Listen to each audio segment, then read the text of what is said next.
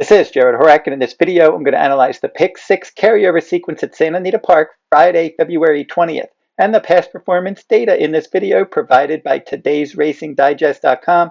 And if you need past performances for Santa Anita for February 20th, you can find them at todaysracingdigest.com, and they will include a link to their complete digest page in the video description below.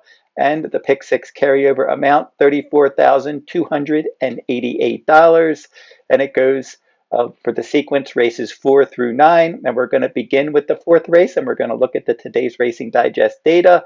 It's on the screen, and for the fourth race, a $8,000 claiming race, 1 mile on the main track.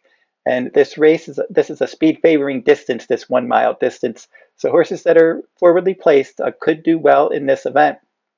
We'll look at the speed and pace forecast, race competition levels, final time ratings. The speed and pace forecasts, in case you're not aware, the Today's Racing Digest handicappers projecting the numbers that the horses will earn in today's race. They're highlighted in yellow, the best numbers.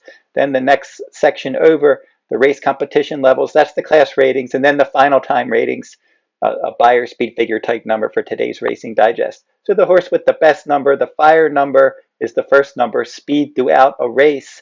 And Austonian has the best number there, 82. The CPR is the comprehensive performance rating, which takes into account pace, final time, and closing fraction. And again, Austonian is the one there. The Fast Fig, a combination speed rating, class rating, all rolled into one. Tougher Than the Rest, number 6 with a 115, just edging Austonian with a 114. Final time rating goes to Austonian with a 120. The class rating, the recent class does go to Austonian and Tougher Than the Rest, and I think it will probably come down to those two. And then looking at it'll say line 7 PER, that's the running styles of the horses, and Tougher Than the Rest is the front runner in here. He's one of them along with Mother's Prayer, but Mother's Prayer hasn't won a race in a while. And I think the Tougher Than the Rest from a speed standpoint could be one that you can use in here. And Austonian, I think, is the other one. So in this opening leg, I think Austonian, the 1, and Tougher Than the Rest, the 6, look like the two most likely winners of this event. And now we will move on to the fifth race. The fifth race, maiden claiming 32,000, 6 furlong event here. Another distance that speed horses do well at this distance. And Ahrens, number 3, has the best fire number, the CPR, and the Fast Fig. Texas Wildcat has the best final time rating, and it could come down to those two, looking at the running styles as well. As I said, it's a speed-friendly distance, and the running styles for speed horses, Ahrens and Texas Wildcat, those two horses are the ones, the 3 and the 5, that have the best early speed. So at a speed-friendly distance, it could come down to them. And Ahrens got a 146 pace rating in the debut maiden special weight event, 6 furlongs on turf for trainer Sam Scolamieri. And he's one, doesn't run a lot of horses, but his horses are usually live. So Ahrens looks like one you could definitely use, and I wouldn't be surprised if this one wired the field.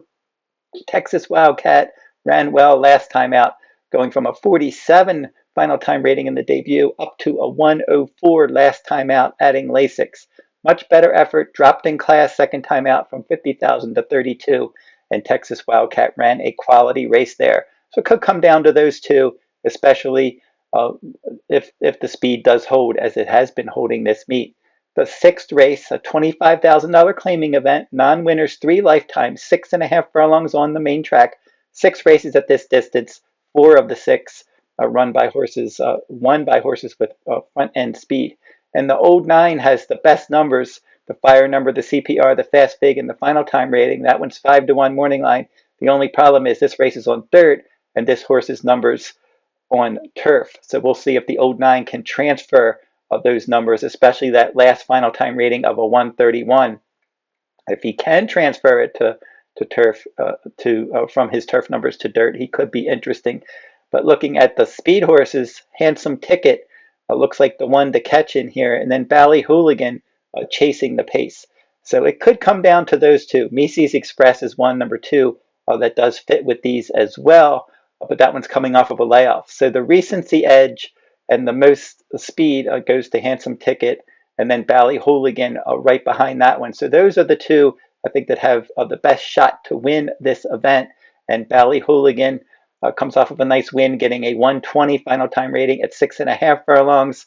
Florent Giroux's going to ride for trainer George Papapadromo, and Ballyhooligan looks solid in here. Handsome Ticket is going to step up because Ballyhooligan won a $25,000 non-winners 2 lifetime. Handsome Ticket won a $10,000 non-winners 2 lifetime last time, getting a 117 final time rating. So overall, Ballyhooligan a little bit faster, and he has a right out the post position right next to and right outside of Handsome Ticket. So I can see Ballyhooligan chasing the pace right there and getting the jump on some of the closers in this event. And now we'll move on to the 7th race, maiden optional claiming 62.5, 6 furlongs on the main track, speed friendly distance at this 6 furlong distance.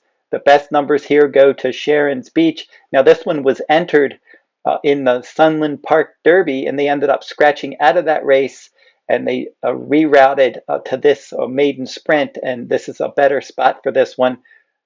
Much best on numbers, and then also has that front running style as well. And this one has run 3 times, getting a 39 final time rating in the 1 mile turf debut at Colonial Downs. Second time out at Colonial Downs, 7 furlongs on dirt, jumped up to a 93 final time rating. They were maiden special weight races. Last time at Santa Anita, January 23rd, 6.5 furlongs on the main track, getting a 123 final time rating, a 134 pace rating. So this horse has the numbers. Antonio Fresu does ride for trainer Jonathan Thomas. They've teamed up 3 times with 2 wins and a runner-up finish. So there's a lot to like about Sharons Beach. Looks like a pick 6 single in here. In the 8th race, 5.5 furlong event here, allowance optional claiming state breds, non-winners one other than, and another speed-friendly distance. Horses with front end speed winning 46% of the time, pressers winning almost 31% of the time. Rear runners 0%, so I don't think the pace is going to fall apart in here. But we do have several horses that could show speed in this event. Still Unwritten. This one won on turf last time and earned a good number and went wire to wire. So if Still Unwritten can transfer that form to the main track, could be interesting in here. Another horse that should show speed, My Cat. This one, a front runner in decent enough form, but all 3 wins were at Del Mar. So we'll see if this one can break through with a victory at Santa Anita. And then tracking the pace from the outside, Leno's Angel. And the connections, I'm not in love with the connections here, because if we come down and look at the past performances and we see the trainer stats, last 15 starts for Edwin Alvarez, 0 for 15 with 2 seconds and 5 thirds. And then the jockey trainer team, Alvarez and Tyler Bays, just 1 for 28. But I like the outside post and I like the tactical speed, and this one has competitive numbers as well, hitting the board in her last 3 dirt sprints. So Leno's Angel, outside post in a race with more than one speed horse, and she could track the pace and work out a good trip. And then the other horse that certainly could end up doing well, Still Unwritten, maybe offer a little bit of value for trainer Ryan Hansen. Nice win last time out, coming off of a layoff from May of 2025 to January of this year. That turf sprint race was able to win nicely, getting a 117 final time rating, a 137 pace rating, adding Lasix for the first time. So now they're going to move over to the main track and see if this one can run a quality race in here. It should be right up on the pace anyway. And then the 9th race. For the 9th race in here, an optional claiming event, 20,000. Again, state breds, non-winners one other than, 6 furlongs on the main track. Speed-friendly distance here. And looking overall at this race, we don't have any confirmed front runners, and we'll see how the race shape does play out. Special Club has the best fire number, and then that one also has the best fast fig, and then Afternoon Nap with the final time rating.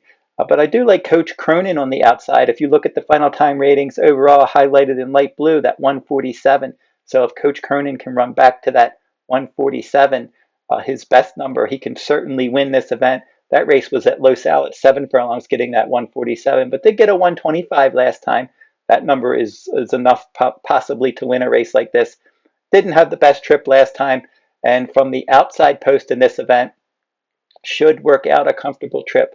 So Coach Cronin, Kazushi Kimura is going to ride, and that's another positive because Kimura rode this horse twice. On October 3rd last year at Santa Anita at 6 furlongs, claiming 25 non-winners, 2 lifetime, won that event. And then Kimura also rode this horse at Los Al in that 7 furlong race, and he won that race by 3. So 2 for 2 riding this horse, and I think that a good trip is coming from the outside post. So we're going to swing back through here, and I'm going to give out, it's just going to be a budget ticket. It seems like a chalky type card. I don't want to spend a bundle of money on the pick six, but take a little shot at it and see if we can hit this $2 pick six. So in the opening leg, I'm going to use the 6 of the 1 Austonian and the 6 Tougher Than the Rest. So I will just use those 2 in the opening leg. That is race 4. And then race 5, I'm going to end up using the 3 Ahrens and then also the 5 Texas Wildcat. Speed friendly distance, those 2 horses both should be right up on the pace. And now we will move on to the 6th race. The 6th race, and I will end up singling a horse in here. Now overall, I have 4 contenders in this event. I have the Old 9, Mici's Express, Handsome Ticket, Ballyhooligan, numbers 1 through 4. But I'm going to take a shot with Ballyhooligan. That's the one that I'm going to end up singling in this event. I just think he can work out a good trip.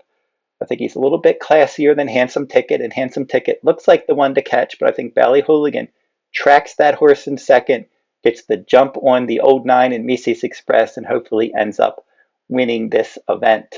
And now the next race is the 7th race. And in the 7th race, another single in here, the 2 Sharons Beach. Just looks like a standout on paper. If this one can just duplicate that last effort, I think Sharons Beach is a likely winner as the favorite in that event. And then the 8th race, more of a wide open race. I actually have 6 horses that I consider contenders. Maybe they're not all win contenders, but horses that I would use. The 1 Libel Proof, the 2 Mimetic, and then the 3 Tapatia Mia, the 4 Still Unwritten, the 7 My Cat, and then the 8 Lino's Angel. But I'm just going to use 2 of those horses in this pick 6. The 4 Still Unwritten, switching surfaces and has speed, and then the 9 Lino's Angel. I just think this one's going to work out a nice trip. This one's in good form, fairly consistent, and maybe she can break through with the victory. But I said I don't love this jockey trainer combination. And then finally in the 9th race, again, we're going to try to single here Coach Cronin from the outside post. I just think this one's going to work out a good stalking trip out in the clear, and Kimura rides this horse well, and I just think Coach Cronin has a good shot to win this final race on Friday, February 20th. And this is what the pick 6 looks like. It'll cost a total of $16. We have the 1-6 in the first leg in race 4, and then in race 5, we'll use the 3 and 5. Race 6, we'll single the 4. Race 7, we'll single the 2. Race 8, I'm going to use the 4 and the 9. And then race 9, I will single the 7. And that is a $16 ticket for that pick 6 carryover at Santa Anita on Friday. If you're interested in my full card analysis, I cover full cards each day that Santa Anita Park runs. You can find my full cards at todaysracingdigest.com, on my handicappers page at that website, or at my personal website, therunawayhorse.com, on my shop page. And don't forget to like, comment, and share these videos if you like them. Subscribe to my channel as well. It's free to subscribe. And until I see you next time, good luck at the races.